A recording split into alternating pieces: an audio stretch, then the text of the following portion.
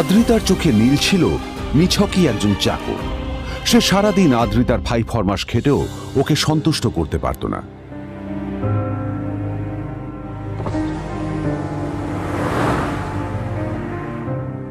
এত কিছুর পরেও কেন একজন ধনী বাবা তার মেয়েকে গরিব ছেলের সাথে বিয়ে দিলেন?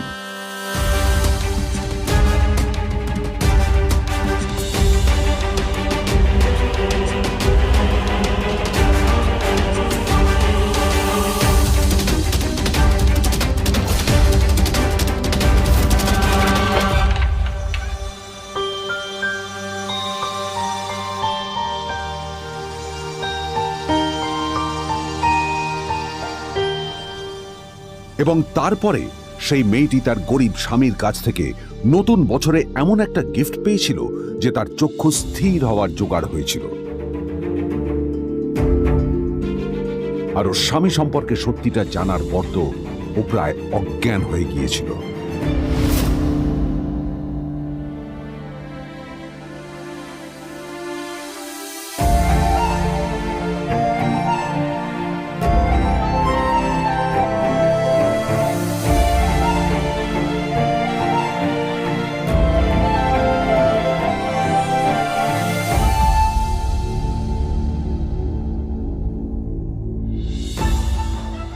আমার বাবা সবচেয়ে বড় ভুল করেছে তোমার মতো একটা গরিব ছেলের সাথে আমার বিয়ে দিয়ে।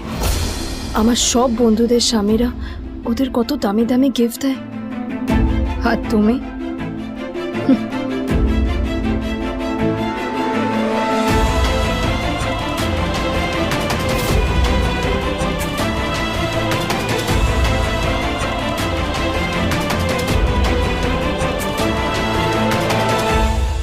আদ্রিতা তার বাবার কথায় নীলকে বিয়ে তো করেছিল, কিন্তু ও শর্ত দিয়েছিল যেন বাড়ির বাইরের কেউ না জানতে পারে যে নীল ওর স্বামী।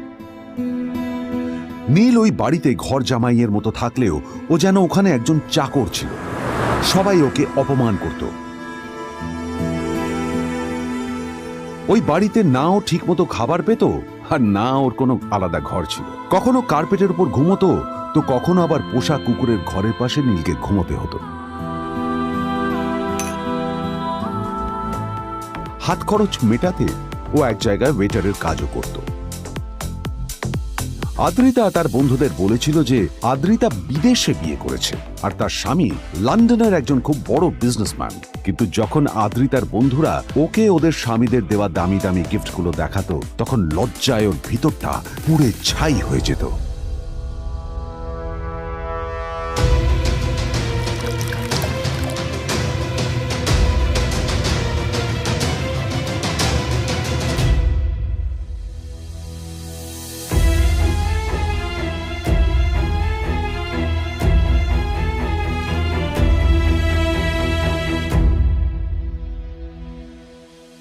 এই যে শোনো, নিউ ইয়ারে আমার একটা গিফট চাই তোমার থেকে। আর গিফটটা যেন দামি হয়, হ্যাঁ, মানে খুব দামি, কয়েক লাখ টাকা। ওকে? কয়েক লাখ টাকা? কিন্তু অদ্রিতা, এত টাকা আমি একসাথে কখনো দেখিনি। তোমাকে এত দামি গিফট আমি কি করে দেব? এটা তো তোমার বিয়ে করার আগে ভাবা উচিত ছিল। একজন পুরুষ মানুষ হয়ে নিজের স্ত্রীর এইটুকু ইচ্ছা তুমি পূরণ করতে পারবে না? স্ত্রীর এই কথাগুলো নীলকে আহত করে। নিঃশব্দে ওখান থেকে চলে যায় নীল।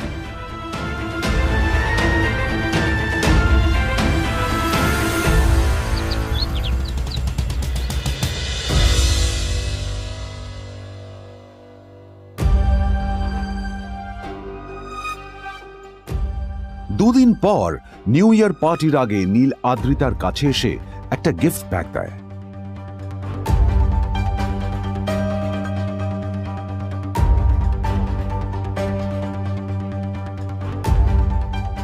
আদ্রিতা মুখ বেজার করে বাক্সটা খুলল, তবে তারপর বাক্সের ভেতরে গিফটটা দেখতেই ও চমকে গেল।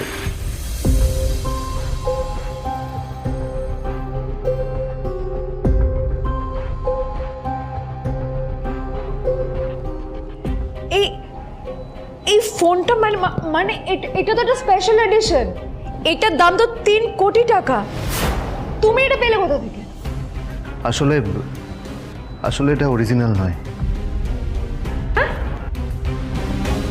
আমি ওই ফোনটারই একটা কপি এনেছি।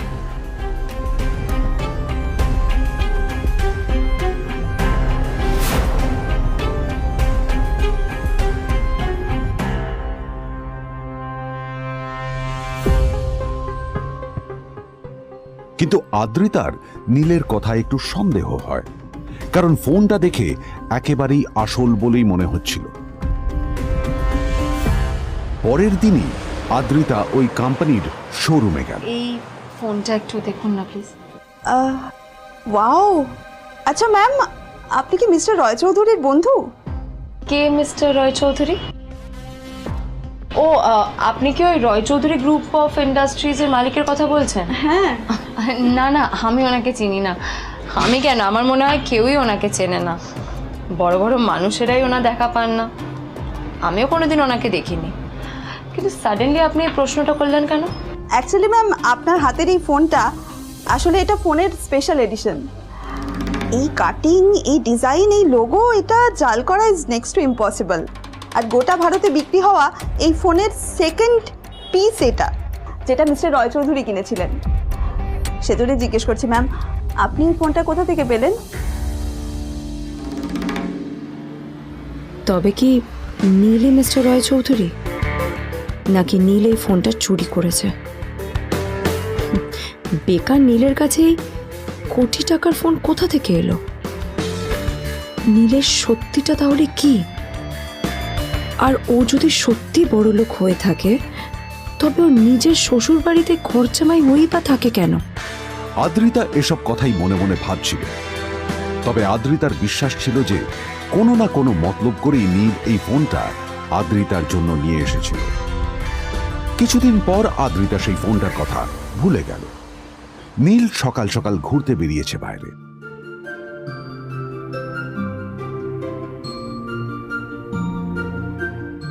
কটা বাজে রে? আমার খুব লেট হয়ে গেছে, বুঝলি? তোরা খেল, ঠিক আছে? তোরা খেল, আমি আসছি।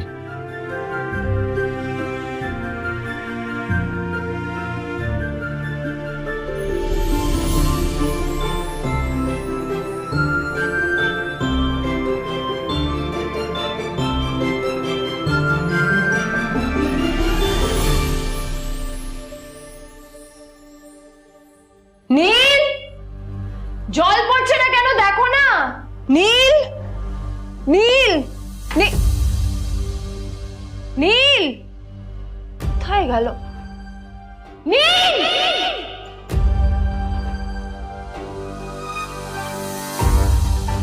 নীল, নীলকে ডাকছে কেন বলতো? ওইদিকে বাড়িতে আদ্রিতা আর চিত্রা আশ্চর্য হয়ে গেল যে নীল হঠাৎ কোথায় উধাও হয়ে গেল। মা তোমাকে কিছু বলে গেছে নীল? হ্যাঁ, কোথায় গেছে ও? না, আমি ওর কোনো খোঁজ খবর রাখি না। আমার একটা কথা মনে হচ্ছে, ওকে না এবার একটু শীতে করতে হবে। একটা কাজে যদি আসতো ছেলেটা, যখনই কোনো কাজের কথা বলি ভ্যানিশ হয়ে যায়। আমি ওকে বলেছিলাম আর&বি গোল্ডেন ডায়মন্ডস থেকে আমার সেটটা নিয়ে আসতে, আনেনি। আনেনি। আজকেও ভালো করে অফিসে নিয়ে যাব, ভ্যানিশ হয়ে গেল। কোথায় গেল কে জানে। আমার ভাগ্যেই জুটেছে এরকম একটা ছেলে। দিদি, তুমি কেন বিয়েটা দিয়েছিলে আমাকে? এটা আবার কি বলছিস? আমার কি দোষ? দেখ, ওই অসভ্য ছেলেটার সাথে বিয়ে দিতে চাইনি। যা করেছে তোর বাবা করেছে, এটা আমার কোনো দোষ। তখনই হঠাৎ নীল সেখানে এসে উপস্থিত হলো, কিন্তু ও দুজনকে উপেক্ষা করে ভিতরে চলে যাওয়াই শ্রেয় মনে করল। এই যে লাট সাহেব ফিরলেন রাজকার্য করে, এদিকে এসো। তোমার ফাঁকিবাজির আলোচনাই এখানে চলছে। মা প্লিজ থাক, মা থাক, ভাল লাগছে না। এমনিতেই অফিসের জন্য আমার লেট হয়ে যাচ্ছে, আর বিজন আমার ওয়েটও করছে। বিজনের নাম শুনেই নীলের মুখটা ফ্যাকাশে হয়ে গেল। আদ্রিতা নীলকে উপেক্ষা করেই বলল, আরে যে এই ছেলেটার মতো আর একটা ফাঁকিবাজ না তুমি পাবে না। তুমি কেন দাঁড়িয়ে আছো? এই যে শোনো শোনো শোনো শোনো, দাঁড়িয়ে আছো কেন? তোমাকে আমি বলেছিলাম আর&বি গোল্ড ডায়মন্ডস থেকে আমার সেটটা তুলেছো, তোলোনি তো। এইটা চাই না আমার। তুমি আমার সাথে অফিসে যাবে, ফেরার পথে তুমি সেটটা নিয়ে আসবে। তোমার জন্য সবসময় লেট হয় অফিসে, তোমার জন্য রক্ত লাগে। আর ব্যাগটা নিয়ে ওর পেছন পেছন কোথায় যাচ্ছ? যাও দিয়ে ওখানে রেখে এসো। নীল চিত্রার সাথে মাঝে মাঝে ঝগড়া করলেও তার স্ত্রী আদ্রিতার সাথে ও কখনো ঝগড়া করতো না। সত্য সব অপদার্থ।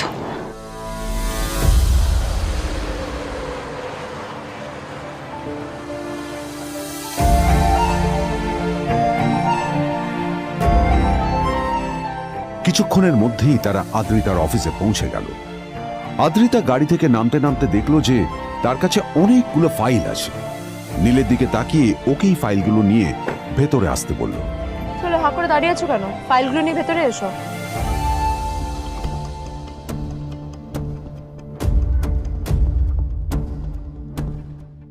আদ্রিতা যখন ওর ক্যাবিনে পৌঁছলো তখন দেখলো সেখানে আগে থেকেই ওর বন্ধু এবং বিজনেস পার্টনার বিজন বসে ওর জন্য অপেক্ষা করছে।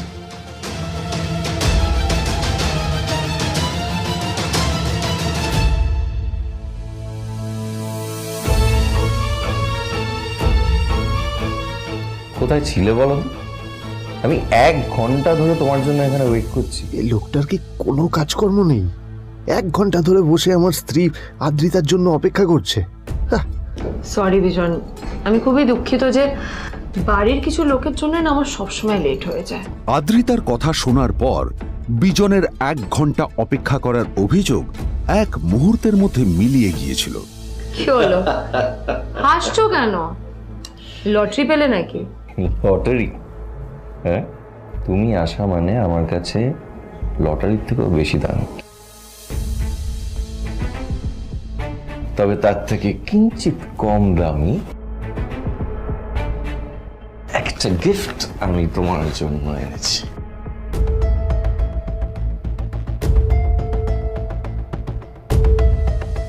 This is a rare diamond necklace for you.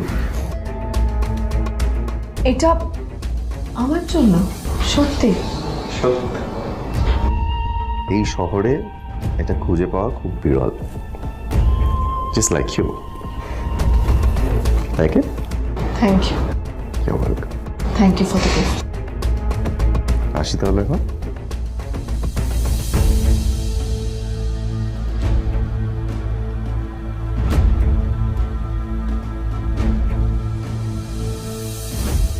Adrita, আমি আজ পর্যন্ত তোমাকে কোনো রকম উপদেশ দিইনি, কিন্তু আজ আমি তোমাকে বলতে বাধ্য হচ্ছি।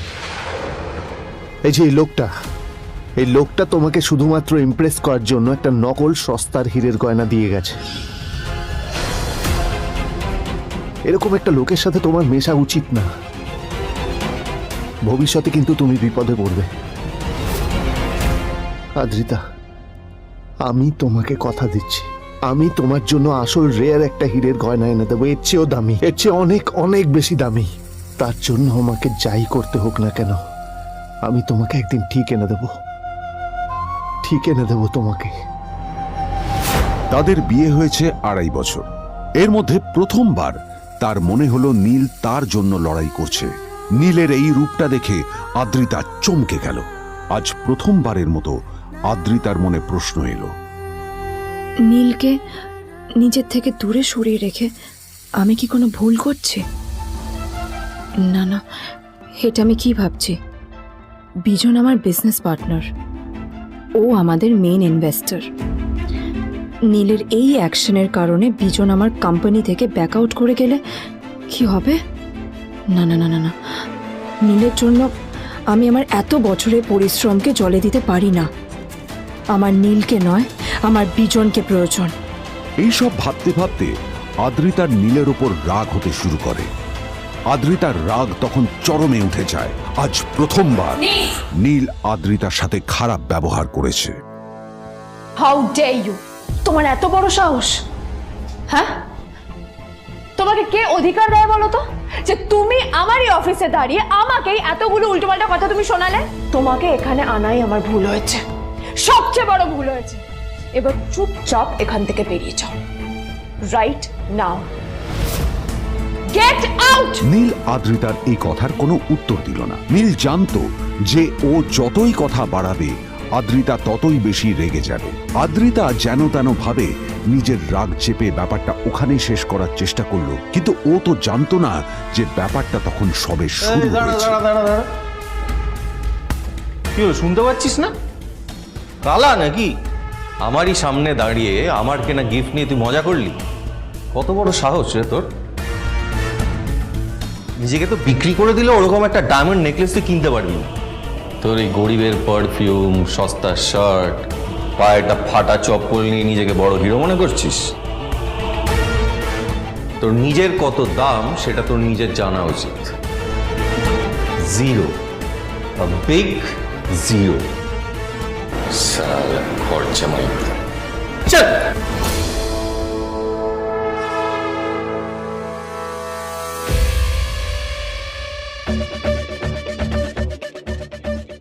নীল তখনও ঝামেলা করার মেজাজ ছিল না, কিন্তু যখন কেউ অন্যের নীরবতা সুযোগ নিতে শুরু করে তখন কথা বলাটা প্রয়োজন। নীল আঙুল তুলে পেছনের দিকে ইশারা করে। প্রথম কথা, ওই যে ওখানে দাঁড়িয়ে আছে, ও আমার স্ত্রী।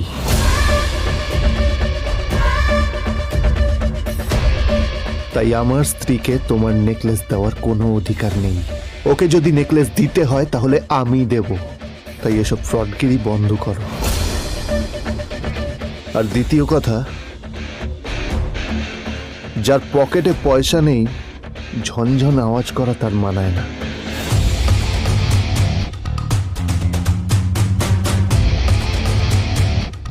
নীল বিজনকে তার সোয়াগ দেখিয়ে বেরিয়ে গেল।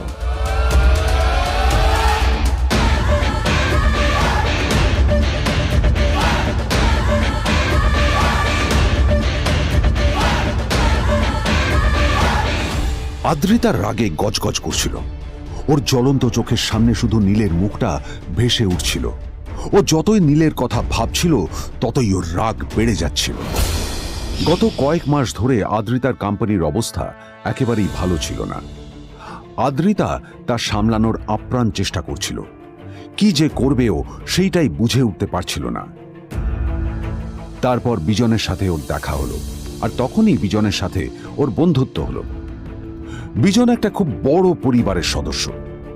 আজ বিজন শুধুমাত্র আদ্রিতার কোম্পানির একজন বিজনেস পার্টনারই নয়, সাথে বড় ইনভেস্টরও। আর শুধুমাত্র বিজনের কারণেই আদ্রিতার কোম্পানি এখনো চলছে। এই কোম্পানির সমস্ত লস বিজনই বহন করে এবং আদ্রিতারও ওকে তাই খুব প্রয়োজন। বিজনের সাথে বন্ধুত্ব করা আদ্রিতার পক্ষে সহজ কাজ ছিল না। অনেক কাঠখড় পুড়িয়ে আদ্রিতা ওর কাছাকাছি এসেছিল। সবকিছু ঠিকঠাকই চলছিল, সবকিছুই আদ্রিতার প্ল্যান অনুযায়ী হচ্ছিল, কিন্তু নীল আজ এসে সবকিছু নষ্ট করে দিল। জাস্ট কি দরকার ছিল বুঝতে পারছি না। কি দরকার ছিল নীলের বিজনকে এতগুলো কথা শোনানোর? এবার বিজন আমাকে টাকা দেবে কিনা সেটাও জানি না। আমার কোম্পানিতে ইনভেস্ট করতে চাইবে কিনা সেটাও বুঝতে পারছি না। কি করব?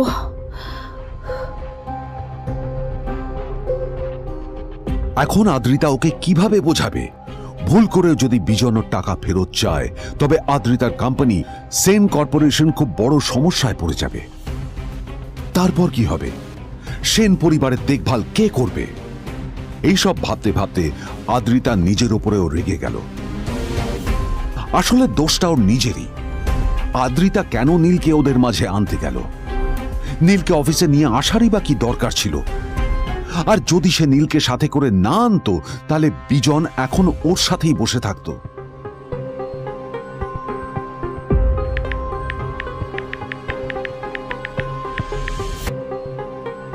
প্যামেলা, আমি মিটিংয়ে বেরোবো, আমার চেঞ্জটা একটু নিয়ে এসো প্লিজ। Thank you. আর অন্যদিকে সেন কর্পোরেশনের অফিস থেকে বেরিয়ে নীলের খুব ফুরফুরে লাগছিল। তখনই হঠাৎ ওর ফোনটা বেজে উঠল।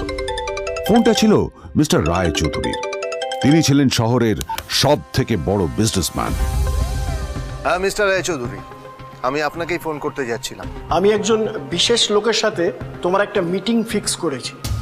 ওর অ্যাড্রেস আমি তোমাকে টেক্সট করে দিয়েছি। আমি চাই তুমি ওই লোকটার সাথে মিট করো। ঠিক আছে, আমি যে কোনো কারোর সাথে দেখা করতে পারি, কিন্তু তার জন্য আপনাকে আমার দুটো শর্ত মানতে হবে।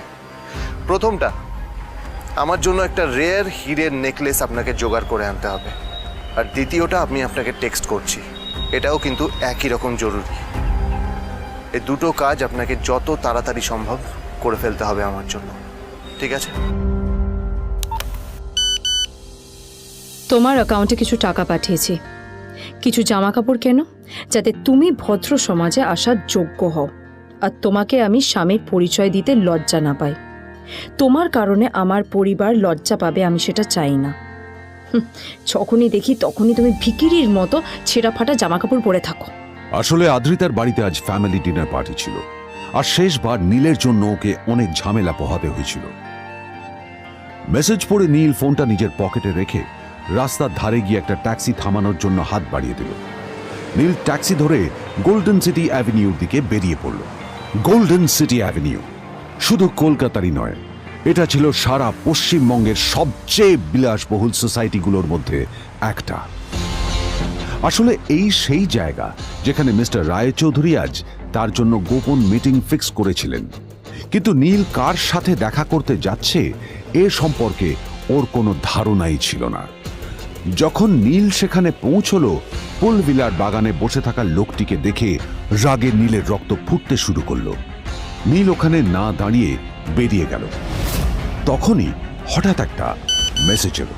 আসলে আজ আদ্রিতার ফ্যামিলি গ্যাদারিং এ যাওয়ার আগে নীলকে ওর হাই স্কুলের রিইউনিয়নেও যেতে হতো।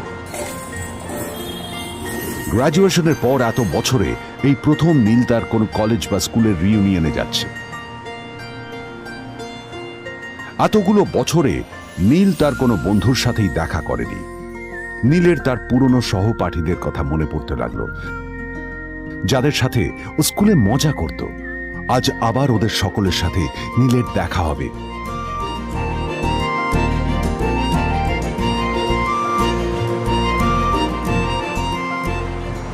আর এই সব কিছু ভেবেই নীল এক্সাইটেড হয়ে যাচ্ছিল।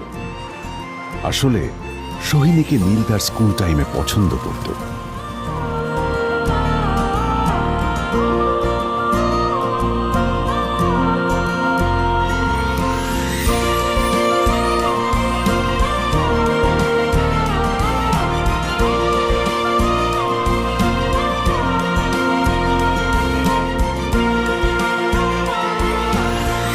অন্যদিকে সেম কর্পোরেশনে ইনভেস্টরদের সঙ্গে আদ্রিতার মিটিং একেবারেই ভালো যায়নি।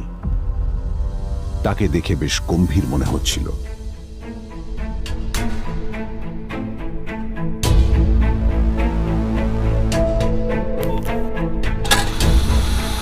ভাই, পৃথিবীতে এমন লোকও আছে, কি দিমাগ দেখলি? হ্যাঁ, কাজকর্ম তো কিছু করার নেই, আর কিছু করেও না। হ্যাঁ, শুধু চলে এসছে আমাদের ম্যাডামকে রাখাতে। এই 1 বছরে না কিচ্ছু বদলায়নি। আরে আমি তো ভেবেছিলাম যে এর সাথে ম্যাডামের আর কোনো সম্পর্কই নেই, কিন্তু না, এখন যা দেখছি উল্টে ম্যাডামের মাথায় উঠে নাচছে। আমার মাঝে মাঝে মনে হয় এদের দুজনের বিয়ে কিভাবে হলো। আর বিয়ে তো অনেক পরের কথা, 2 বছর হয়ে গেল এদের এখনো ডিভোর্স হলো না। হ্যাঁ, আমার তো ভাবলে কিরকম অবাক যা লাগছে। বলেছিস।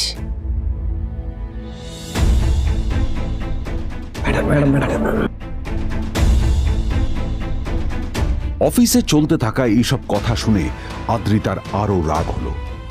আদ্রিতা ক্যাবিনে যাওয়ার পরে রাগকে নিয়ন্ত্রণ করা ওর পক্ষে আরো কঠিন হয়ে গেল। ও তখন বুঝতেই পারছিল না যে ওর রাগ কিভাবে নিয়ন্ত্রণ করবে। আদ্রিতা এটাও ভাবছিল যে নীলের জন্য ওকে আর কত অপমানিত হতে হবে।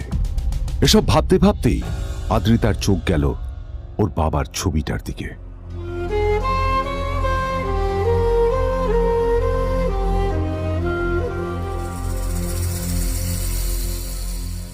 আমি তো তোমার সবচেয়ে প্রিয় মেয়ে ছিলাম বাবা, তাই তাই আমি সবসময় ভেবেছি যে তুমি আমার জন্য যাকে সিলেক্ট করবে সে সব থেকে শ্রেষ্ঠ হবে। তাই আমি নিজে থেকে কখনো কোনো রিলেশনশিপে যাইনি, আর তোমার কাছে বিয়ের কোনো শর্তও রাখিনি। কিন্তু কিন্তু তুমি না আমার সাথে কি করলে? এই গাধাটার সাথে আমাকে বিয়ে দিলে। আমার আমার জীবনটা নষ্ট হয়ে গেল, শেষ হয়ে গেল।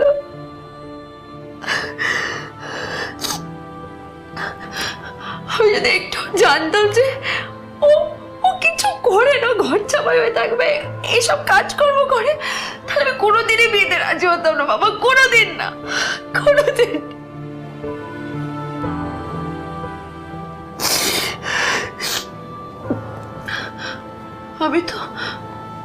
আমি তো সবসময় ভাবতাম যে বাবা মারা তাদের সন্তানের ভালো চায়, কল্যাণ চায়, তাদের জন্য চিন্তা করে। কিন্তু কিন্তু বাবা, তুমি আমার জন্য একটু চিন্তা করোনি। তুমি শুধু তোমার শেষ কর্তব্যটুকু করতে চেয়েছিলে, শেষ ইচ্ছাটুকু রাখতে চেয়েছিলে, ব্যাস পালন করা হয়ে গেছে। আর আমাদের তুমি ছেড়ে চলে গেলে, তুমি আমাকে ছেড়ে চলে গেলে। অন্যদিকে নীল রিউনিয়ন পার্টির জন্য হোটেল প্রাইম স্টারের দিকে রওনা হলো। হোটেল প্রাইম স্টার ছিল শহরের সবচেয়ে দামি হোটেল। ওখানে শহরের সব বড় লোকেরা যাতায়াত করত। নীল যখনই তার পুরনো বাইকটা নিয়ে ওখানে পৌঁছলো, ওর পুরনো জামা কাপড়, পুরনো বাইক আর ওর পায়ে ছেঁড়া চপ্পল দেখে সিকিউরিটি গার্ড ওকে গেটের বাইরেই আটকে দিল।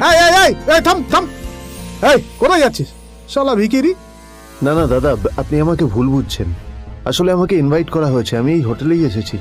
শালা মিথ্যে কথা বলার জায়গা পাস না? হ্যাঁ, মিথ্যে কথা বলার আগে নিজের চেহারাটা তো দেখতিস। এটা একটা প্রাইম হোটেল, বুঝেছিস? এখানে সব শহরের বড় বড় লোকেরা তাদের বড় বড় গাড়ি নিয়ে আসে। শালা তোর মতো একটা ভিখিরি একটা ফ্যাট প্যাটে আওয়াজ বের করা বাইক নিয়ে চলে এসেছিস, আর আমি তোকে ঢুকতে দেবো? না দাদা, আমাকে ইনভাইট করা হয়েছে। আমাকে শুনুন শুনুন, চল আমাকে একবার ঢুকতে দিন আমাকে। নীল পড়ে যেতেই একটা দামি গাড়ি ওখানে এসে দাঁড়ালো। এই গাড়িটি আর অন্য কারো নয়, হোটেল প্রাইমের মালিক মিস্টার খান্নার ছিল। কি হচ্ছে কি এটা? হোটেলের গেটের সামনে এসব এসব ক্যাশ চলছে এখানে। হোটেলের বদনাম হবে না এতে? স্যার দেখুন না, এই যে ভিখিরিটা হোটেলে ঢুকতে যাচ্ছে, আমি বারণ করছি, শুনছে না স্যার? Shut up! আপনি কি করতে আছেন? কে কি হচ্ছে দেখি দেখি কে? মিস্টার খান্না তার চশমা খুলে নীলের দিকে দেখলেন, আর ওনার মুখটা হাঁ হয়ে গেল।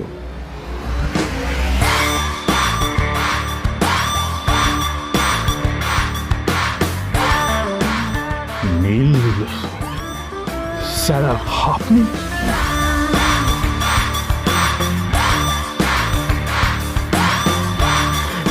Extremely sorry sir.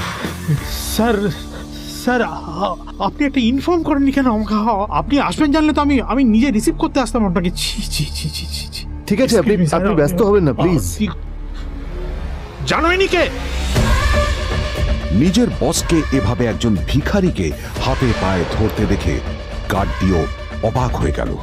আরে sir, sorry sir, extremely sorry, আপনি আমার সঙ্গে আসবেন। সরি স্যার, সরি, ভুল হয়ে গেছে স্যার। সালাম স্যার। নীল কি তবে সত্যিই একজন খুব বড়লোক কেউ? জানতে পকেট এফএম এর এই সম্পূর্ণ গল্পটি শুনুন, বস দুনিয়া যার বসে, যেটা ভারতীয়রা সবচেয়ে বেশি শুনছে। বিনামূল্যে গল্প শুনতে নিচের ইনস্টল বাটনে ক্লিক করুন এবং পকেট এফএম ডাউনলোড করুন।